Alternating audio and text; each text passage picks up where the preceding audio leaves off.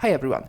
Reading through the comments on itemization video, some of you mentioned that while the item guides make sense, the real struggle is figuring out exactly which Pokemon belongs in which role in the first place. If you don't know a unit's structural identity, you are naturally going to mislocate your component, slam the wrong items, and completely stall your board's tempo. So today, let's treat this as a foundational lesson on role identification, because knowing whether a Pokemon is a sponge, a scaling carrier, or just a trait enabler dictates your entire item economy. Let's start with the frontline, because this is where the item mislocation happens constantly. You have pure tanks, whose sole objective is to absorb raw damage and buy time. We are looking at massive health pool and baseline defensive stats here. Take Chansey, it's huge baseline HP, but its physical defense is lacking. So you want to slam defensive item to patch the gap and let it live long enough to act as secondary support. Torgal, on the other hand, its defense scales beautifully with ground synergy, but you need to optimize your defensive components to shore up its weak special defense while relying on its AoE crowd control. Then you have Celio and Valorine. Their low attack speed is actually a benefit because it keeps them from dropping aggro or shifting out of position, and Ice Synergy bridges their special defense gaps perfectly, meaning they don't require heavy items investment to do their job. Where people get tripped up is putting pure defensive items on a bruiser or putting damage items on pure tank. Bruisers are a hybrid archetype. They hold the line, but their primary value is measured by their offensive ability output, not pure mitigation. Forcing a bruiser to be a main tank without a support for pure tanks could drastically decrease their offensive output. Look at Charmeleon, for instance. It puts out incredibly AoE damage and has great offensive stats, but its defense are mediocre, meaning putting pure tank items on it is a waste because it cannot solo tank. Great Task gives you average HP and poor special defense, but its value comes from the dashing AoE displacement. Even Rhydon, which has elite defense and also have ground synergy, has terrible special defense and relies on slow single target execute. They need a mix of durability and offensive scaling, not just raw health.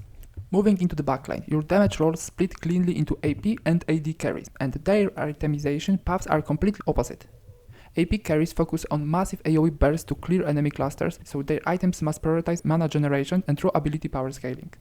War Turtle is a great example because its range 3 gives its safe grid positioning and its baseline stats are clean enough to flex into a secondary AD carry if item RNG goes sideways. Fluttermane is incredibly efficient because its AoE bounces on knockouts, meaning you don't waste overkill damage, and it sits safely at range 3. On the other hand, Duosion relies entirely on psychic synergy for its AP scaling, and because its range is only 2, you have to position it a bit tighter to the frontline, though it does offer nice utility by burning enemy PP. For sustained physical damage, you turn to AD carries, which rely on high base attack and attack speed. Fletchinder leverages fire synergy to amplify its stats and use its active ability to self-buff its speed, making it a lethal threat for your attack speed items. Azelf gives you that range 3 along with elite baseline stats, where its fire and psychic traits naturally scales both its auto attack and ability output. Then you have Sidra at range 2, which act as a dual threat.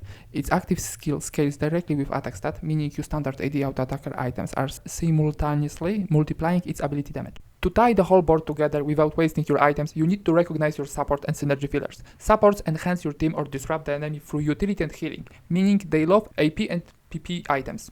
For example, Tapu Bulu is an excellent frontline pivot because its raw stats and grass synergy regeneration keep it alive while it directly buffs the attack stat of your other grass units.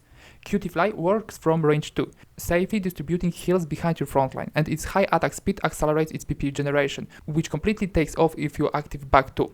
Even Grookey, despite range 1, functions best when tucked into the backline away from danger, so it can continuously buff the team, though it has the baseline stat to act as a secondary wall if your backline gets breached.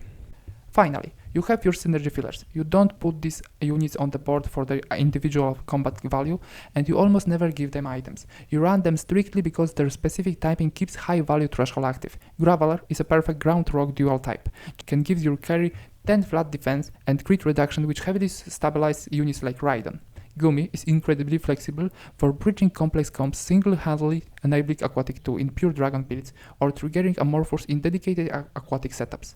And Duskull is just an incredible cheap, low-cost ghost target filler that lets you keep powerful side traits active without wasting gold or sacrificing valuable board space. Once you can look at a unit and instantly categorize its role, deciding which items to slam becomes second nature.